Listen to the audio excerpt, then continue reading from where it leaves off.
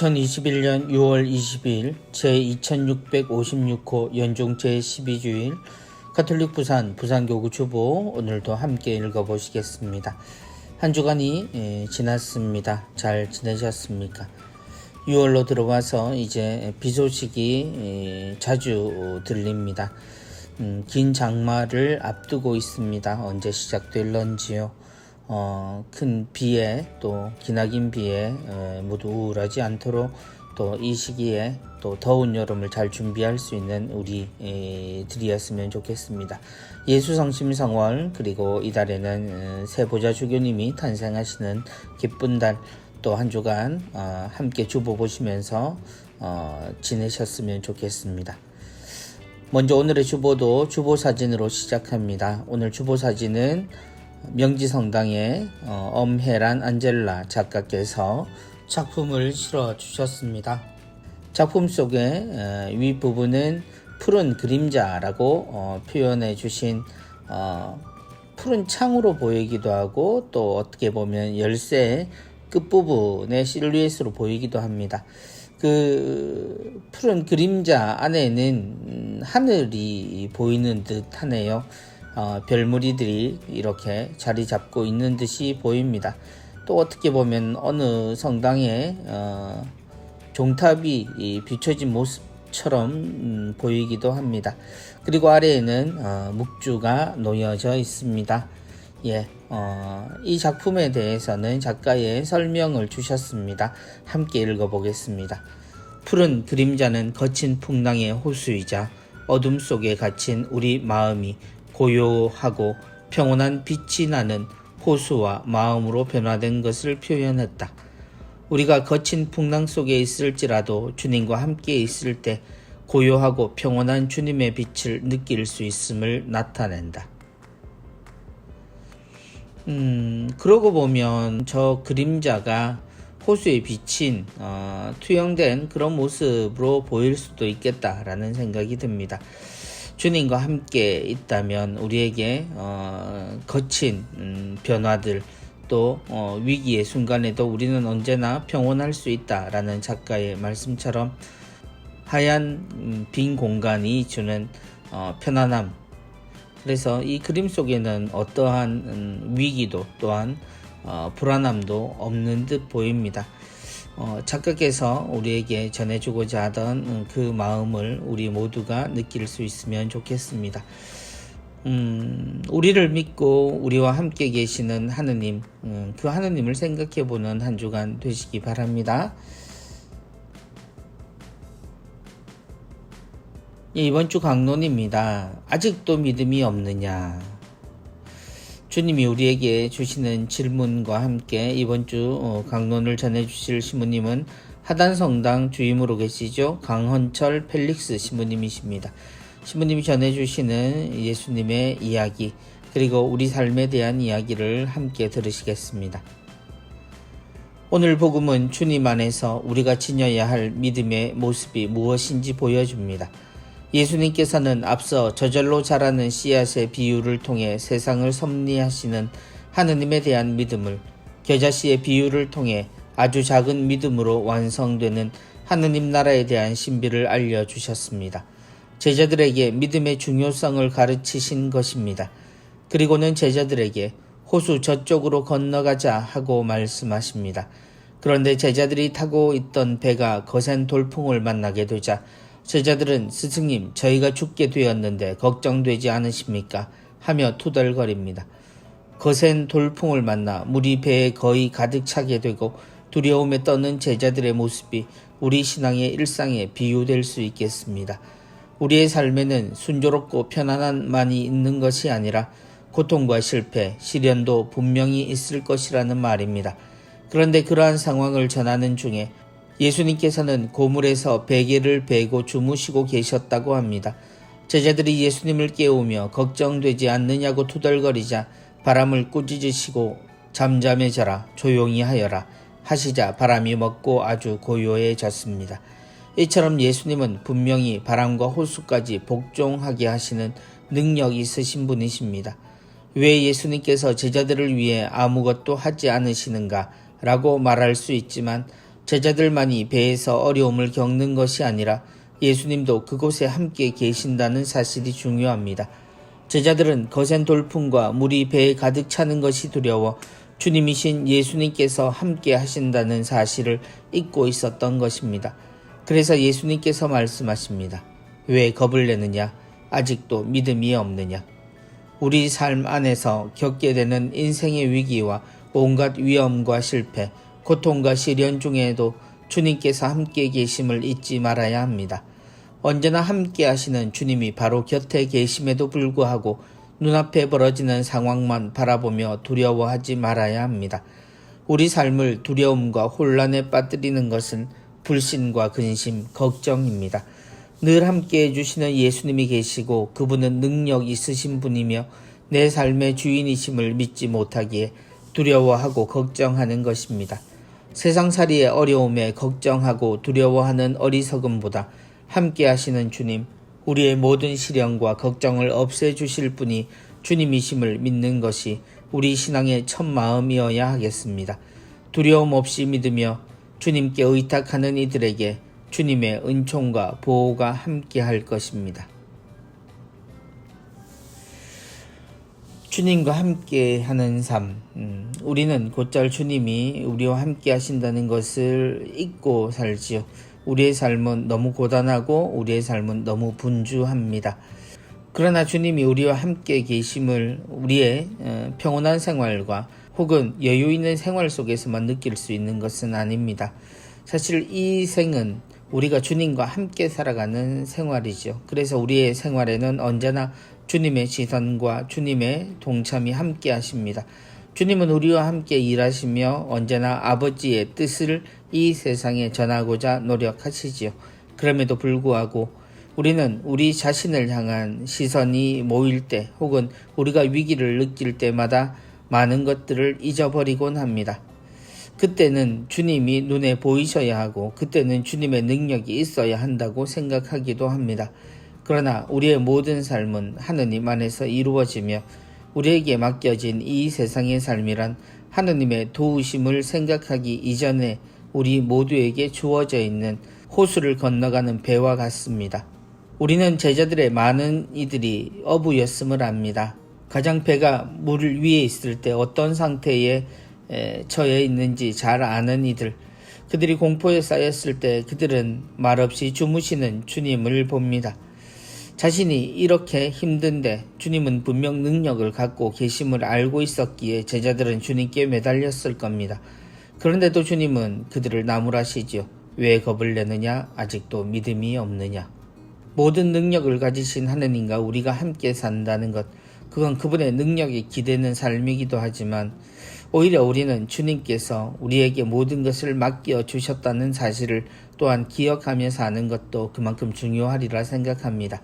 주님이 함께 하시니 우리의 삶이 어떤 모습이든 또 어떤 상황에 있든 우리가 주님께 대한 확신을 잃어버려서는 안 된다는 것, 또한 우리는 충분히 이 세상을 주님의 뜻대로 살아갈 수 있다는 그러한 믿음도 우리는 잊지 말아야 하겠습니다.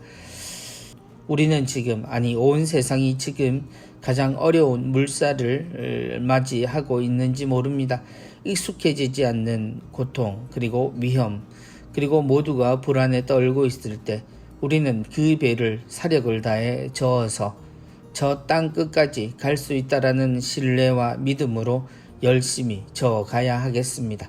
우리가 할 수 있는 최선의 노력으로 이 상황에 함께 힘들어하는 이들을 격려하고 그들과 함께 이 상황을 이겨낼 수 있도록 주님의 사랑을 우리 스스로가 느낄 수 있도록 하느님께 청하고 노력했으면 좋겠습니다. 우리에게 모든 것을 맡기시고 베개를 베고 주무시는 주님, 그분의 단잠이 깨지 않도록 우리가 이 물살을 잘 헤쳐나가는 그런 지혜와 용기를 함께 내도록 권고합니다. 시부님 말씀 감사합니다. 은전 한잎입니다. 이번 주 은전 한잎은 성가정 성당의 최창인 프란치스카 화가께서 그려주셨습니다. 우리 자신을 주님께 맡길 때 우리는 우리가 만나는 모든 장애물들을 이겨낼 수 있습니다. 프란치스코 교황님의 말씀입니다. 우리가 주님께 우리 자신을 맡긴다는 것은 수동적으로 산다는 뜻이 아닙니다. 우리의 삶이 하느님 안에 있다라는 사실을 아는 것, 그리고 늘 기억하며 사는 사람에게 우리의 모든 삶은 하느님과 함께하는 삶입니다. 고통도 그분과 함께, 그리고 기쁨도 그분으로 인해서 더욱 기뻐지는 것이 우리의 삶입니다. 우리가 어떤 일을 만날 때라도 우리는 하느님 안에 있음을 꼭 기억했으면 합니다. 그러면 우리가 만나는 모든 장애물들, 그 장애물들을 이겨내고 우리는 주님과 함께 기쁨을 누릴 수 있을 겁니다.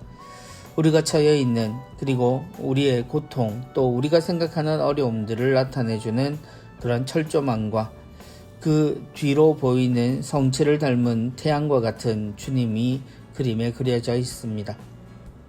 우리가 주님께 이미 봉헌되고 주님의 자녀임을 꼭 기억하는 그런 한 주가 되었으면 합니다. 이번 주 부산 가톨릭 평화방송 내용입니다. 오늘의 강론은 강원철 신부님께서 화요일까지 강론 이어가시겠고요. 광안성당 보좌로 계시는 한요한 신부님께서 주님이 우리에게 주시는 말씀의 선물을 전해주시겠습니다. 이번 주 신부님 우리 신부님 6월 22일 화요일 순서에는 표용은 신부님께서 맛집 탐방 의대 같고 라는 코너를 통해 3개 부주임으로 계시는 조성윤 신부님과 아마 맛집 탐방을 하실 것 같습니다. 예, 맛있는 음식, 그리고 더욱 맛있는 이야기들로 우리를 채워주실 겁니다. 사랑이 있는 세상입니다. 월요일부터 금요일까지 11시에서 12시까지죠. 김현지 리나 자매님의 진행으로 이어집니다. 6월 23일 수요일에는 하늘타리 해서 덕계성당의 성인 복사단을 소개해 드립니다. 특별히 코로나 시대의 성인 복사단의 역할, 그리고 성당 생활에 대한 이야기들을 나눌 수 있겠습니다. 부산 가톨릭 평화방송은 인터넷을 통해서, 그리고 유튜브를 통해서도 많은 프로그램을 전달하고 있습니다. 여러분의 관심, 또 여러분의 참여를 통해서 더욱 즐겁고 주님의 은총이 가득한 방송이 될 수 있도록 참여해 주시기 바랍니다. 이번 주 누룩은 호박 같은 인생이라는 제목을 가지고 있습니다. 이번 주 내용은 좌동성당의 윤경일 아우스틴 형제님께서 투고해 주셨습니다. 언제 자신이 늙어가고 있음을 느끼게 될까? 신체적으로 기력이 떨어질 때, 전날 있었던 일이 생각나지 않을 때, 주변에 관심과 흥미가 없어질 때, 혹은 자꾸 꼰대짓을 하게 될 때일까? 나이 든 사람이 훈계조로 말하는 경우를 종종 본다. 더 오래 살았다는 이유로 자신의 경험을 일반화해서 지위가 낮거나 어린 사람에게 강요하는 태도를 보일 때 꼰대라는 말을 듣게 된다. 지금 세상은 나이가 많다고 지식적으로 더 많이 아는 것이 아니다. 컴퓨터, AI, SNS, 플랫폼 생태계 등 IT 매체가 지배하는 세상에서는 젊은 층이 훨씬 더 많은 지식을 습득하고 있다. 고리타분한 생각으로 젊은이들을 가르치려는 것은 큰 오산이다. 장년기 이후 삶의 방향은 어디에 두어야 할까? 그동안 쌓아온 경험과 경륜을 바탕으로 세상을 바라본다면 늙는다는 것은 소외와 단절의 과정이 아니라 베풀고 내어주는 새로운 관계의 열림으로 이해할 수 있다. 나이가 들면서 활용해야 할 것은 지식이 아니라 지혜이다. 이제는 뺄셈의 삶을 살아야겠다. 젊었을 때는 꿈과 희망을 찾아 앞만 보고 나아갔지만 그럴 때는 지났다. 기대 욕구를 줄이면 일상이 결코 작게 느껴지지 않는다. 비우는 것에서 즐거움을 찾아야 한다. 또 상실에 기술도 터득해야 한다. 경제력이 줄고 신체도 허약해지고 기억력도 돌아서면 잊어버리는 때가 되었다. 이것은 누구나 피할 수 없는 과정이다. 쌓는 것에만 길들여져 잃어버림을 수용할 줄 모르면 자칫 우울증에 빠질 수 있다. 상실의 삶을 껴안는 것을 두고 에머스는 아름다운 필연이라고 표현했다. 상실을 통한 지혜를 깨닫는 것이 인생 후반기의 가장 큰 수업이다. 나이 드는 것을 축복이라고 말할 수는 없으나 분명 새로운 기회임에 틀림없다. 마음의 중력이 점점 가벼워지고 있다. 관조하는 자세는 작은 것을 더 크게 바라볼 수 있다. 책 모리와 함께한 화요일에서 노 교수 모리는 이 시기를 두고 사랑하는 이들을 위해 시간을 내고 자신이 속한 공동체에 헌신하고 창조적인 일에 헌신해야 한다고 말한다. 만물은 늙을수록 초라하게 변하지만 호박은 반대다. 늙어갈수록 그 맛이 깊어진다. 죽을 끓여 먹어도 맛있고 전을 부쳐 먹어도 맛있다. 사람도 호박을 닮아야겠다. 그래서 늙은이에게 호박 같다는 말은 아름다운 표현이다. 한 번 사는 인생인데 자신만의 틀에 갇혀 지내지 말고 호박처럼 살아보자. 나이 듦에 대해 세상은 슬픈 고백들을 자주 합니다. 그리고 노인이라는 표현으로 늙어버린 한 사람을 표현할 때 그의 소진된 많은 것들을 이야기합니다. 그러나 나이 듦 혹은 노인이라고 부르는 그 단계는 우리가 인생에 있어서 가장 완성에 가까운 단계입니다. 우리의 삶이 언제를 두고 완성되었다라고 말할 수는 없으나 이 세상을 나고 자라서 이 세상에 지탱을 하고 그리고 이 세상의 흐름을 모두 기억으로 또한 경험으로 온 몸에 축적하고 있는 모습이 바로 우리의 늙은 모습, 나이든 모습일 겁니다. 세상은 재빠르게 흐르고 있고 지식이나 모든 것들이 젊은이들의 것으로 여겨지고 있습니다. 그로부터 옛 기억을 가지고 살아가는 사람들이 내미는 이야기들은 그야말로 꼰대 이야기 혹은 잔소리가 되기도 합니다. 그러나 그건 그 자체로 분명한 삶의 경험이자 역사이고 또한 지혜일 겁니다. 삶에 있어서 가장 적절한 때에 어떤 판단을 묻지 않는 세상, 그 세상 안에 살아가는 노인들의 어려움들도 있을 겁니다. 어쩌면 어떤 상황을 만나더라도 흔들리지 않는 삶을 바라보는 자세와 그 안에서 고려해야 될 많은 것들을 알고 있는 사람임에도 불구하고 젊은이들은 언제나 그렇듯 자신에게 떠오른 생각만이 모든 것의 전부인 양 세상을 살기도 합니다. 아주 오래된 이야기, 고려장의 이야기를 알고 있습니다. 그리고 고려장 이야기는 다름 아닌 노인의 경험과 그리고 삶에 완성되어 있는 사람을 생각하게 합니다. 삶에 있어서 어느 단계이든 중요하지 않은 단계는 없습니다. 아무것도 모른다라고 생각하는 그 어린 나이에 우리는 세상에서 받을 수 있는 모든 사랑을 받고 자라납니다. 그리고 자신의 생각이 생긴 순간 우리는 그러한 생각들과 삶의 순간들을 선택하고 살지요. 그리고 그 선택에 따른 결과를 책임지며 우리는 늙어갑니다. 그 삶의 결과가 어떤 모습이든지 우리는 우리가 선택하지 않은 것에 대해서도 시선을 두고 그 선택에 대해 생각을 해볼 필요가 있습니다.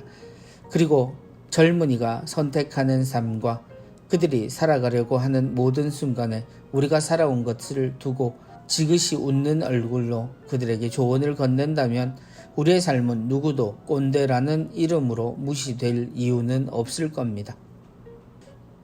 나이가 든 사람에게, 이 세상에서 가장 경험이 많은 사람에게 스스로 하고 싶은 것을 더 이상 묻지 않는 슬픈 세상이지만 그럼에도 우리의 꿈은, 우리가 꿈꾸는 하늘나라에 대한 시간은 그 삶의 크기와 비례하지 싶습니다.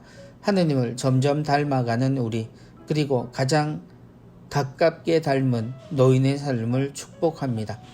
그 노인의 삶을 선생님은 나이 드는 것을 축복이라고 말할 수 없다라고 하셨지만 그러나 그것은 분명 축복입니다. 우리의 삶이 지금 이런 모습이라 하더라도 자신의 인생을 하느님 안에서 바라보는 사람이라면 분명 자신의 그 시간들이 그리고 지금 남긴 모든 것들이 이 세상이 바로 그 축복의 결과라는 것을 알고 있을 겁니다. 세상의 모든 노인들을 축복합니다. 모든 것을 잃어가는 듯 보이나 모든 것이 채워지는 삶으로 보는 것도 우리 할아버지, 할머니, 우리 아버지, 어머니의 모습입니다. 이번 주 가톨릭 영상교리는 24번째 성품성사입니다. 주일학교를 다닐 때였습니다. 까까머리 친구들과 옹기종기 모여 성당 마당에서 놀고 있는데 본당 부제님이 다가오셔서 제 친구에게 너는 신학교 가서 신부가 되어라 하시며 토닥이셨는데 저에게는 아무 말씀이 없으셔서 무척 서운했던 기억이 있습니다. 그때는 성소가 무엇인지 성품성사가 무엇인지 모를 때였지만 뭔가 하느님께 하나 덜 받은 듯한 서운함이 있었지요. 지금은 머리 희끗한 노 신부님이 되신 그분을 뵈면 신부님 때문에 신학교 못 갔다고 투정을 부리기도 합니다. 그 친구요? 혼인성소를 받았답니다. 성품성사에 대한 QR코드 나와 있습니다. 오늘도 함께 보실 수 있겠습니다. 성직자가 되는 성사, 성품성사입니다. 언젠가 우리는 신품성사라고도 불렀습니다. 주교, 사제, 부제품 모두가 성품성사이지요. 누가 하나님의 부르심을 받을 수 있는가? 그건 누구도 이렇다 저렇다 라고 말할 수는 없을 겁니다. 그럼에도 불구하고 우리는 누가 불림을 받든 하나님의 도구로 불림을 받습니다.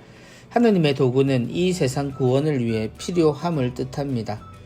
그 필요함에 한 몫을 차지하고 하나님께 봉사 또한 세상에 그 도구로 쓰일 수 있으면 참으로 귀한 일입니다. 자신의 삶을 하나님께 봉헌하고 하나님이 세상을 위해 쓰시려고 하시는 그 도구로 자신을 봉헌하고 쓰임 있게 살아가는 것, 그것이 하나님의 선택이라면 우리는 하나님과 함께 구원 사업을 하며 스스로 또한 그 일에 하느님이 작용하심을 스스로 가장 가까이에서 보게 되는 경험을 하게 되겠지요. 성품성사는 그 자체로만 사람들과 특별함을 가지지 않습니다. 하느님이 주신 그 성품의 의미를 실천할 때, 그리고 그 실천의 대상이 되는 모든 백성과 함께 똑같은 천국을 꿈꾸고 똑같은 하느님의 말씀을 실천하며 살아가는 것이겠죠. 주님께서 세상에 함께 사시며 우리와 늘 함께 하시는 하느님을 나타내주는 성사를 집행하는 성품성사의 주인공들은 분명 축복받은 삶을 삽니다. 그리고 그들은 누군가를 위해서 희생하는 삶을 사는 것이 아니라 누구보다 더 예수님과 가까이 예수님을 본받을 수 있는 그런 복음의 삶, 곧 기쁨의 삶을 사는 것이니 너무 불쌍하게만 보지 마시고 고생하신다는 표현보다 신부님들이 누리는 그 행복과 기쁨을 함께 누려보시면 어떨까 하는 생각이 듭니다. 성품성사를 통해서 우리 모두가 구원받고 있음을 기억하며 성품성사 다시 한번 영상으로 만나보시기 바랍니다. 12광주리입니다. 이번 주 12광주리는 나만의 빨간 코트를 찾아서 문화적 폭력을 넘어 평화로라는 주제를 갖고 있습니다. 이번 글은 평화교육 연구자로 계시는 손서정 베아트릭스 선생님의 글을 실습니다. 싱그러운 초록이 가득한 6월, 코로나19로 변화한 일상은 어느덧 두려움에서 적응으로 바뀌는 듯하다. 방역수칙을 따져가며 부모님 댁을 방문했던 어느 날 TV 화면에서 흐르던 영화의 한 장면이 자꾸만 마음에 일렁인다. 제2차 세계대전을 배경으로 한 쉰들러 리스트. 이 영화는 유대인들을 노예로 착취해 1억 천금을 노리던 사업가 쉰들러가 위험을 무릅쓰고 전 재산을 쏟아 유대인 1098명의 생명을 살린 실화를 바탕으로 한다. 전체 영화는 흑백으로 제작되었는데 이는 단 몇 장면에만 등장하는 빨간 코트를 입은 어린 소녀를 부각시키기 위함이었다. 왜 그랬을까?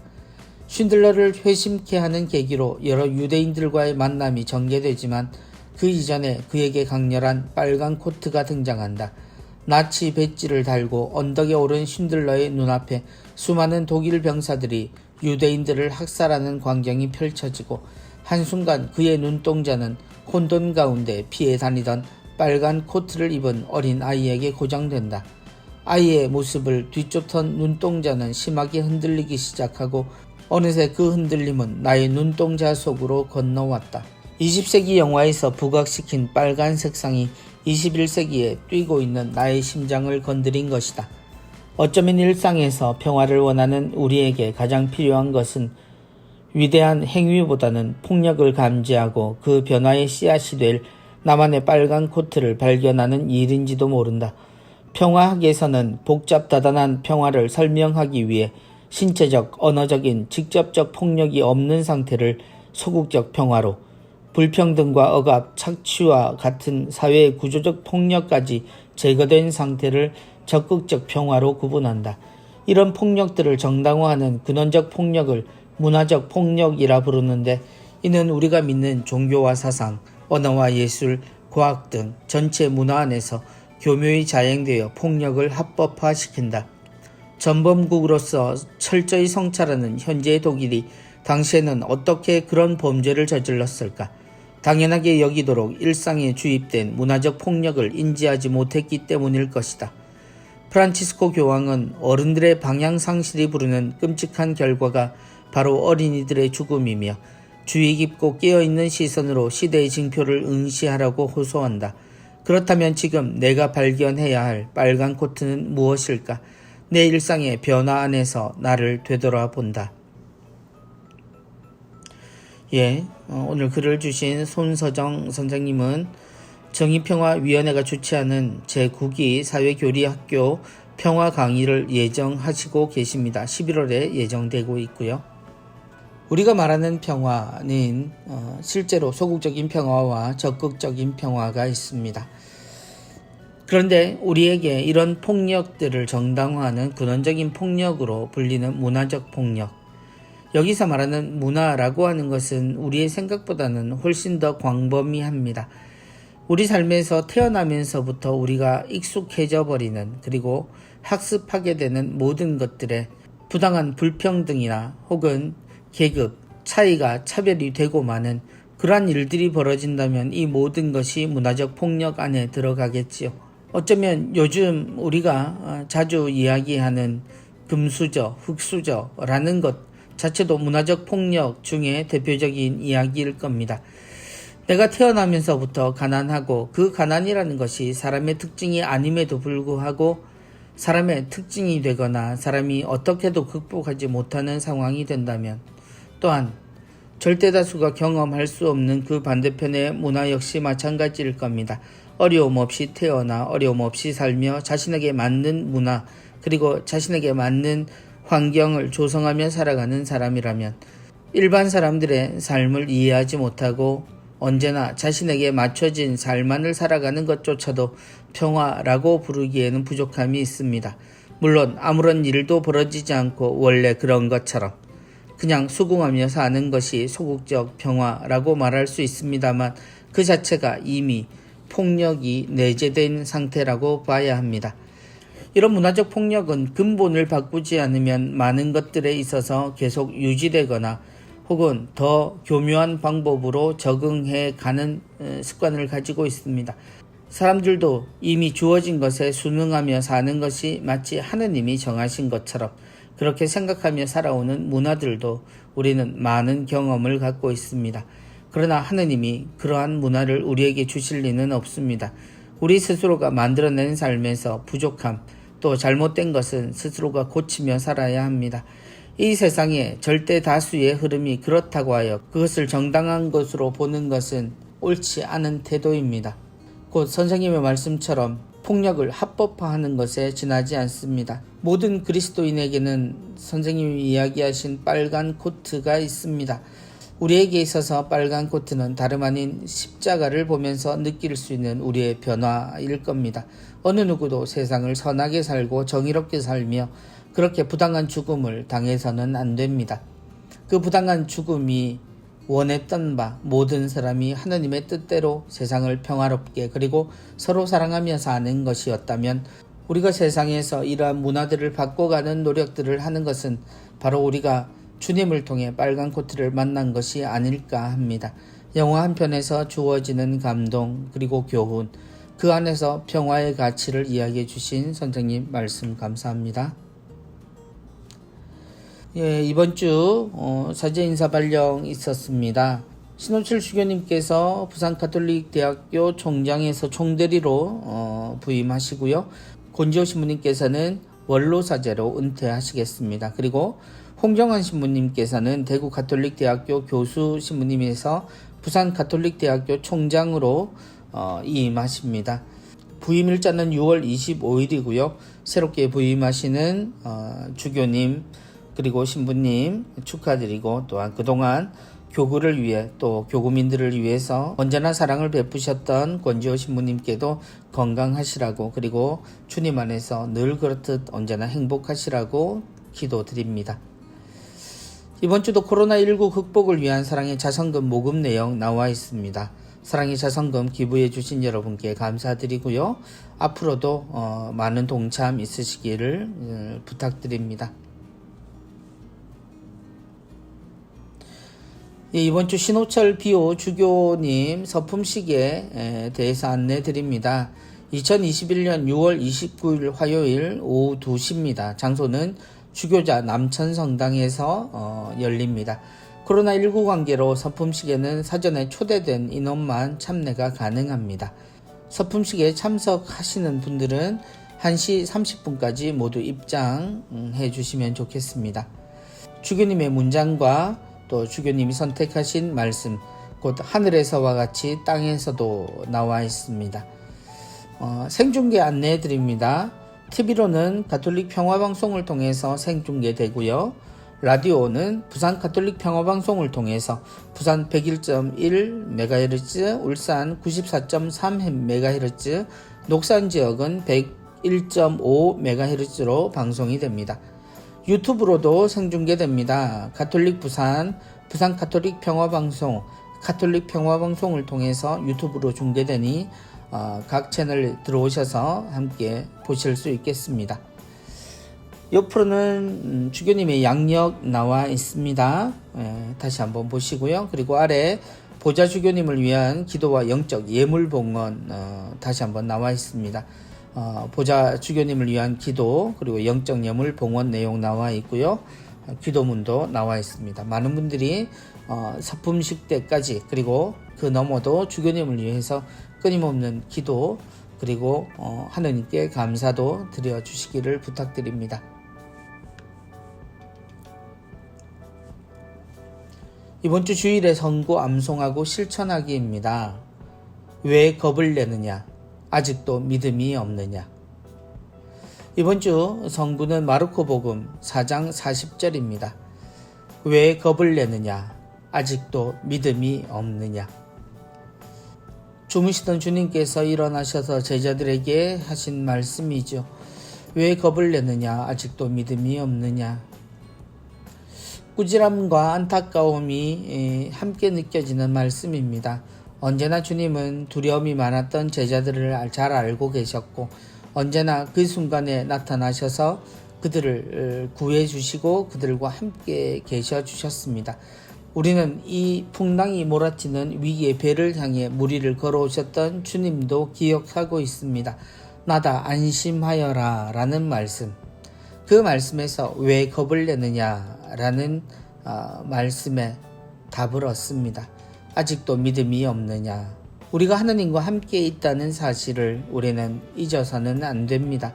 그럼에도 불구하고 우리는 자주 그 사실을 망각하고 마치 우리가 기도해야만 우리가 어떤 노력을 해야만 주님께서 답을 주신다고 생각을 하죠. 그래서 주님을 그렇게 애타게 깨워댔는지도 모릅니다. 그럼에도 불구하고 주님은 언제나처럼 우리를 안심시키고 우리를 지켜주십니다. 왜 겁을 내느냐? 아직도 믿음이 없느냐? 주님의 꾸지람만 기억하지 말고 주님께서 우리를 사랑으로 언제나 보호해 주심을 꼭 기억하는 그런 말씀이었으면 좋겠습니다. 암송하시고 실천하시면 좋겠습니다. 이번 주 교구 소식입니다. 사제성화의 날 소식이 들어와 있습니다. 지난 6월 10일 목요일 주교자 남천성당에서는 사제성화의 날 기념미사가 교구사제 240명이 참석한 가운데 교구장 손삼석 주교님의 주례로 봉헌되었습니다. 주교님께서는 미사 강론 중에 희년기간 동안 우리 자신을 되돌아볼 수 있는 은총의 기회라고 하시며 우리 사제들은 김대건 신부님의 영상을 본받으며 살아야 한다고 말씀해 주셨습니다. 미사 후에 마련된 특강은 원로 신부님이신 김정수 신부님께서 성 김대건 안드레아 신부님의 삶과 영성이라는 주제로 말씀해 주셨습니다. 온천성당 기공식 소식 들어와 있습니다. 지난 6월 12일 부산시 동래구 온천 1동 240-1번지 현지에서 온천성당 기공식이 비오는 궂은 날씨에도 불구하고 많은 신자들이 참석한 가운데 있었습니다. 이날 기공식을 주례한 교구장 손삼석 주교님은 신자들 모두 사랑으로 합심하여 아름다운 새 성전이 완공될 때까지 노력해야 한다며 우리가 하는 일에 주님께서 이끌어 주실 것이라고 신자들을 격려하셨습니다. 온천성당 많은 준비 끝에 드디어 기공식이 있었습니다. 교우들이 바라는 대로 또한 교회의 기쁨이 될 수 있도록 하느님의 도우심으로 아름다운 새 성전을 이루시기 바랍니다. 대연성당은 본당 설립 60주년 감사미사를 하셨다고 합니다. 지난 6월 13일 주일에 교구장 손삼석 주교님이 주례로 본당 신부님과 회장님 그리고 신자들 모두가 묵주기도 31만 7,150단과 영적 예물 및 전신자 신구약 필사본 등을 봉헌하면서 지내셨다고 하고요. 60주년 기념 사진 전시회도 여셨다고 하네요. 60주년 축하드립니다. 본당 소식입니다. 두왕성 베드로 성당에서는 성가대 반주자를 구한다고요. 교중미사 반주자를 구하고 있습니다. 기관 재단체 위원회 소식입니다. 시각장애인 성교회 큰빛에서는 후원의 미사가 열립니다. 6월 21일 월요일에 오전 11시 성교회 3층 성전에서 후원의 미사 있겠습니다. 해양사목 월미사 안내해드립니다. 6월 22일 화요일 오후 2시에 카톨릭센터 6층 음악교육실에서 있겠습니다.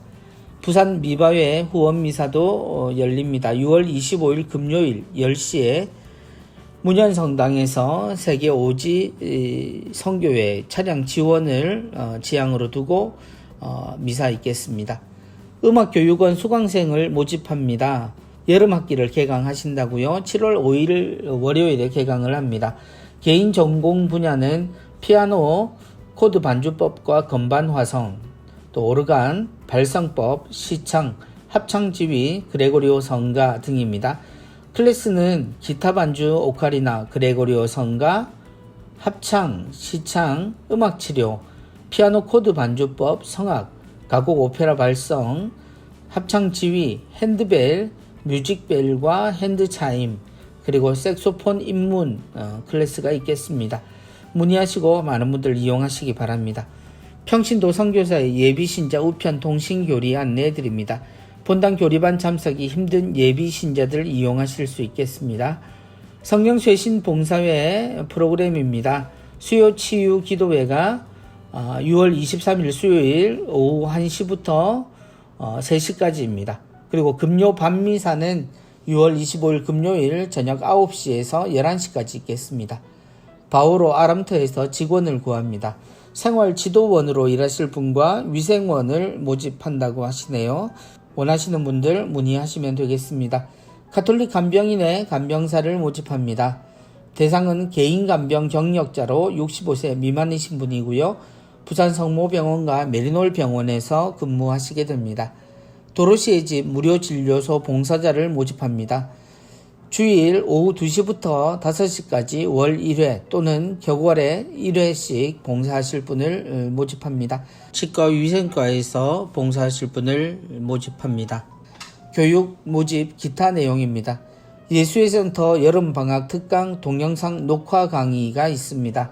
7월 개강하고요. 동영상 링크를 발송하신다고요. 그래서 일주일 동안 수강하시면 됩니다.